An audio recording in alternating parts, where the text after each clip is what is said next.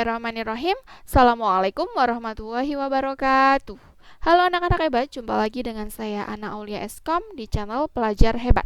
Hari ini kita akan belajar fungsi SUMIF dan juga CONIF di elemen analisis data, materi peringkasan data informatika kelas 8 kurikulum Merdeka. Bagaimana cara menggunakan SUMIF dan CONIF?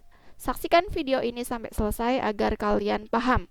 Bagi kalian yang baru menemukan channel ini, jangan lupa like, subscribe, dan bunyikan lonceng. Kenapa? Karena pada channel Belajar Hebat ini kalian akan banyak mendapatkan video pembelajaran dan juga latihan soal tentang informatika fase D kelas 7, 8, dan kelas 9 SMP. Jadi pastikan jangan sampai ketinggalan ya.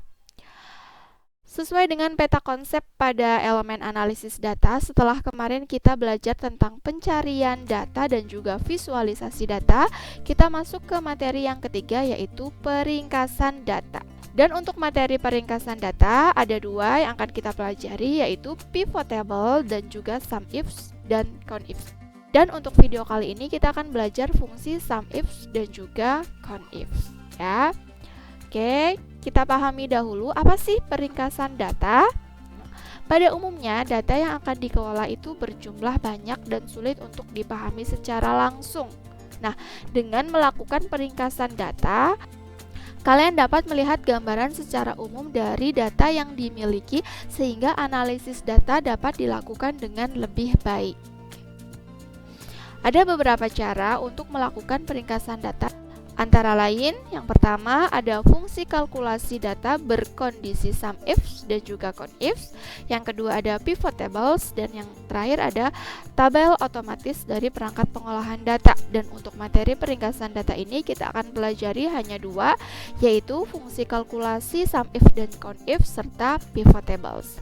Kita pelajari yang pertama, yaitu SUMIF dan CONIF. Apa sih perbedaan SUMIF dan CONIF? Nah, sama seperti yang kalian pelajari di kelas bahasa Inggris terkait objek tunggal dan jamak, inilah yang terjadi juga pada fungsi SUMIF dan CONIF. Fungsi ini sama-sama menghitung jumlah data yang memenuhi kondisi tertentu. Hanya saja untuk SUMIF, kondisi yang ditentukan hanya satu, sedangkan untuk SUMIF dapat melebihi dari satu kondisi. Hal yang sama juga berlaku untuk fungsi CONIF dan juga CONIF. CONIF hanya untuk satu kondisi saja, sedangkan CONIF untuk beberapa kondisi, lebih dari satu kondisi. Nama fungsi SUMIF berasal dari dua kata kunci, sum dan ifs, di mana fungsi ini akan melakukan proses sum atau penjumlahan data apabila if memenuhi satu atau banyak kondisi. Jadi, SUMIF itu digunakan untuk menjumlahkan beberapa data yang memenuhi suatu kondisi, memenuhi kriteria.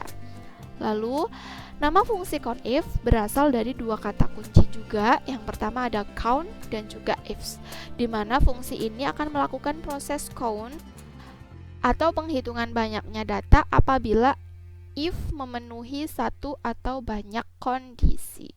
Itu perbedaan antara SUMIF dan juga CONIF. Lalu, apabila kondisi yang diberikan lebih dari satu, kondisi yang harus dipenuhi tersebut harus digabungkan dengan menggunakan operator logika AND. Dengan menggabungkan memakai AND, artinya kondisi tersebut harus terpenuhi semuanya. Ya, jadi kalau ada dua atau lebih kondisi, kita pakai AND dan harus terpenuhi semua. Kondisi yang digunakan juga ada syarat tipe data tertentu, yaitu sebagai berikut. Nah, jika kita mau menghitung tipe data teks, maka fungsi yang digunakan ada tiga. Yang pertama ada SUMIF, CONIF, dan juga CONIF. Sedangkan untuk angka itu ada 5. Yang pertama ada sum, kedua ada SUMIF, yang ketiga ada count, yang keempat ada CONIF, dan yang terakhir, yang kelima ada CONIF. Jadi sum dan count itu tidak bisa digunakan untuk tipe data teks. Kita masuk ke formulanya ya, di mana SUMIF formulanya yaitu sama dengan SUMIF kurung buka sum rank, lalu ada kriteria rank 1, kriteria 1, lalu ada kriteria rank 2, kriteria 2, dan juga seterusnya ya. Dimana keterangannya yaitu sum range adalah range data yang akan dijumlahkan nilainya. Kriteria rank 1 adalah range data yang menyimpan kondisi yang ditentukan. Kriteria 1 adalah nilai kondisi yang harus dipenuhi. Begitu juga dengan kriteria rank 2, rank 3, rank 4, dan seterusnya ya. Sedangkan formula untuk CONIFS yaitu sama dengan CONIFS kurung buka kriteria rank 1, kriteria 1, lalu ada kriteria range 2, lalu ada kriteria 2 dengan keterangannya yaitu kriteria range adalah range data yang akan dihitung jumlahnya, sedangkan kriteria yaitu nilai kondisi yang harus dipenuhi. Nah, di sini kalian pasti bingung ya. Kita langsung saja praktekkan bagaimana penggunaan fungsi SUMIFS dan juga CANIFS agar kalian lebih paham. Baik, di sini Ibu sudah membuka lembar kerja Microsoft Excel dan Ibu akan memberikan dua contoh terkait fungsi SUMIFS dan juga CONIFS. Dan untuk contoh yang pertama yaitu contoh sederhana terkait implementasi fungsi SUMIFS dan CONIFS pada data dengan volume kecil. Di mana di sini terdapat jumlah yang menyatakan berapa kali setiap peserta didik menjawab pertanyaan guru per bulan yang tertulis pada sel A2 ya sampai dengan sel C9. Datanya tertulis dari sel A2 sampai dengan sel C9. Nah, pada sel H2 dan juga sel I2 di sini diperlukan implementasi fungsi SUMIFS dan juga CONIFS. Untuk sel H2 kita akan mengimplementasikan fungsi SUMIF ya. Sedangkan sel I2 kita akan implementasikan fungsi COUNTIFS ya. Yang memenuhi kondisi pada sel F2 dan juga sel G2. Jadi di sini ini adalah kriteria satunya. Di sini ada kriteria 1 dan di sini ada kriteria 2 ya. Kriteria satunya adalah pada bulan Januari Adi itu menjawab berapa kali sih pertanyaan dari guru. Nah, oke, kita langsung saja penggunaan fungsi SUMIFS-nya ya. Sama dengan SUMIFS. Lalu kita ambil sum rank-nya ya, jumlah datanya kita ambil dari sel C2 sampai dengan sel C9 ya. Lalu di sini titik koma ya. Lalu kriteria 1. Kriteria satunya adalah di sini bulan Januari, sehingga kita ambil di sini rank dari kriteria 1 yaitu A2 sampai A9, lalu koma di sini kita ambil kriteria pertamanya yaitu bulan Januari. Oke. Paham ya? Jadi ambil kriteria rank satunya, lalu ambil kriterianya. Setelah itu kita ambil kriteria keduanya, ranknya dulu yang kita ambil. Titik koma lagi, rank kriteria kedua adalah namanya, nama anaknya yaitu Adi ya. Oke, kita ambil dari B2 sampai dengan B9. Lalu titik koma di sini Adi ada di sel G2. Di sini sel G2-nya Ibu tidak bisa klik ya, kita ambil aja sel G2. Setelah itu kurung tutup. Enter. Jumlahnya adalah 39. Ya, jumlahnya adalah 39. Jika kita lihat secara manual ya, Adi di Januari ada 10 dan juga ada 29 sehingga jumlahnya 39 betul. Oke, Ibu revisi ini kriteria 2 ya, bukan kriteria 1. Oke, selanjutnya paham ya untuk SUMIFS? Oke, kita lanjut ke fungsi COUNTIFS ya. Berbeda rumusnya, kalau SUMIFS itu adalah menjumlahkan jumlah nilainya, sedangkan COUNTIFS itu adalah menjumlahkan jumlah datanya. Tentu saja sama dengan kriteria, yaitu kriteria 1 dan kriteria 2. Oke, langsung saja sama dengan COUNTIFS kurung buka Oke, rank kriteria yang pertama itu adalah bulan Januari, sehingga ranknya kita ambil dari bulan A2 sampai dengan A9 ya. Lalu titik koma, kita ambil kriterianya bulan. Lalu kriteria keduanya adalah nama, sehingga kita ambil rank namanya ya. Lalu titik koma, di sini ambil kriteria keduanya yaitu Adi.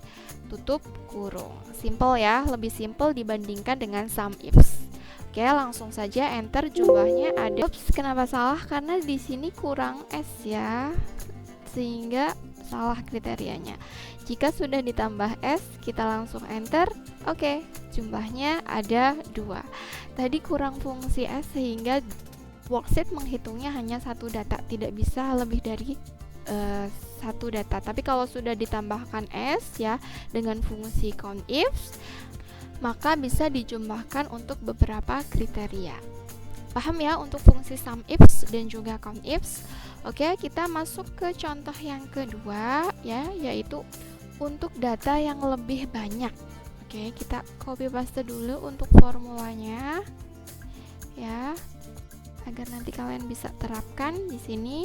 Oke, yang pertama kita akan menghitung ya jumlah kawasan Asia Tenggara yang datang ke Indonesia pada tahun 2017 ya. Oke, jumlahnya ada berapa banyak ya? Oke, kita langsung saja sama dengan sum ifs. Jangan lupa ketinggalan S-nya, nanti salah lagi kayak tadi ya. Oke, sum ifs. Lalu kita ambil sum rank-nya yaitu jumlah data yang akan kita jumlahkan, yaitu dari sel C2 sampai dengan sel C25. Oke, setelah itu titik koma ya, nggak kelihatan ya. Oke, setelah itu titik koma. Kriteria pertamanya adalah tahun 2017, sehingga range kriteria pertama kita ambil tahun ya. Oke, kita tarik dari sel range A2 sampai dengan range A25 ya. Setelah itu kita cari kriterianya yaitu 2017. Kita ambil 2017 di sini di sel J2. Setelah kriteria pertama terpenuhi, kita akan mengambil kriteria yang kedua ya. Oke, titik koma, kriteria yang kedua adalah kawasan, sehingga kita ambil kriteria range 2-nya itu adalah range dari kawasan, yaitu range D2 sampai dengan D25. Oke, setelah itu titik koma lagi, kita ambil kriteria keduanya yaitu tahun 2017 yang ada di sel J2 ya. Lalu kurung tutup, hasilnya adalah 4.123.219 ya. Ini adalah jumlah untuk kedatangan turis dari Asia Tenggara pada tahun 2017.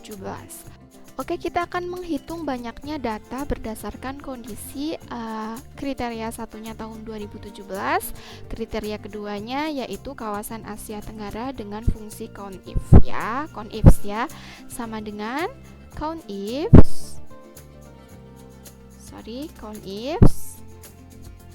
Oke, kriteria range pertamanya yaitu tahun 2017, sehingga kita ambil kriteria range-nya ada di tahun, yaitu di range A2 sampai dengan range A25.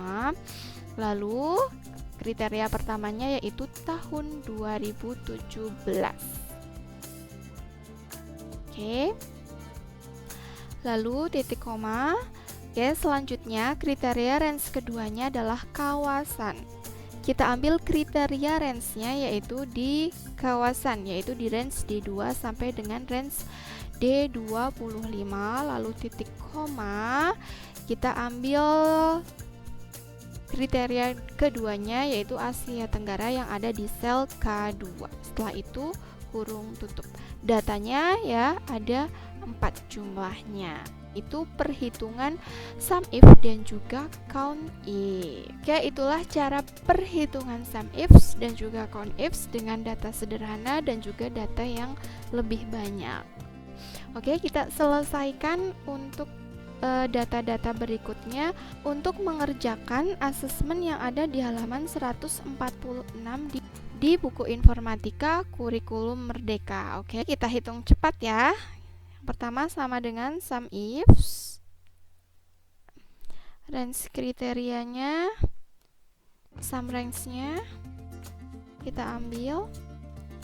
Lalu setelah itu untuk kriteria pertamanya tahun 2017 kita ambil kriteria range-nya dan kriterianya. Selanjutnya kawasan, sehingga range kriteria keduanya kita ambil dari D2 sampai D25. Setelah itu kita ambil kriteria keduanya, kurung tutup. Oke, selanjutnya sum ifs, sum range-nya, kriteria pertamanya sama ya, A2 sampai A25 titik koma. Lalu kita ambil kriterianya itu tahun 2017. Range kriteria keduanya ada di D2 sampai D25. Lalu kita ambil kriteria keduanya yaitu di Asia Timur yang ada di K4. Oke, kurung tutup. Kalau kayak gini kan cukup lumayan lama ya. Sebenarnya kita bisa tinggal copy paste asalkan kita membuat mutlak ya. Kita kasih dolar, ini semuanya dikasih dolar. FN F4 ya. Ini agar nggak jalan-jalan. Oke. Lalu di sini A2 dan A3-nya juga kita kasih dolar agar dia tidak jalan. Sorry. FN F4. FN F4. Oke. Untuk kriteria pertamanya jangan dikasih karena kita ingin dia tetap jalan. Jadi kita nggak kasih dia absolut ya. Oke, untuk kriteria keduanya kita kasih mutlak ya, absolut agar dia tidak jalan. Oke. Dan untuk kriteria keduanya kita nggak kasih absolut karena kita ingin dia tetap turun ke bawah. Oke, kalau sudah kita kasih absolut atau mutlak ya, kita tinggal copy paste aja, Ctrl C lalu kita tarik ke bawah, Ctrl V ya, gampang banget ya. Jadi ini tidak jalan datanya, tuh kan, tetap ya. Untuk sum range dan juga kriteria range-nya tidak jalan, yang jalan hanya kriterianya nih di sini. Di sini kriterianya jalan tetap ya. Dan apabila kalian bingung tentang absolut ini, Ibu sudah pernah kasih pelajarannya di analisis data kelas 7. Jadi kalian tinggal tengok-tengok lagi aja video-video sebelumnya tentang cell reference, yaitu relative, absolutes, dan juga max reference. Oke, untuk data conif sama, kita akan buat dia absolute agar datanya tidak jalan. Tinggal FN F4 saja di keyboardnya kamu ya. Nanti dia akan jadi absolute. Untuk J2 nya kita tetap tidak akan kita buat absolut. Untuk range D2 nya sampai D5 nya kita buat dia absolut agar datanya tidak jalan. Oke, kalau sudah seperti ini kita tinggal Ctrl C lalu Ctrl V saja di keyboard kamu sehingga datanya akan menghitung sendiri. Itulah cara kerja cepat menggunakan Microsoft Excel, sehingga kita bisa lebih cepat menganalisis data. Demikianlah materi tentang sum ifs dan juga count ifs ya. Semoga kalian paham dengan penjelasan yang Ibu berikan. Untuk video berikutnya Ibu akan membahas masih di materi peringkasan data, yaitu pivot tables. Jadi pastikan kalian bunyikan loncengnya untuk update video setiap minggunya. Terima kasih, mari kita sukses bersama. Wassalamualaikum warahmatullahi wabarakatuh.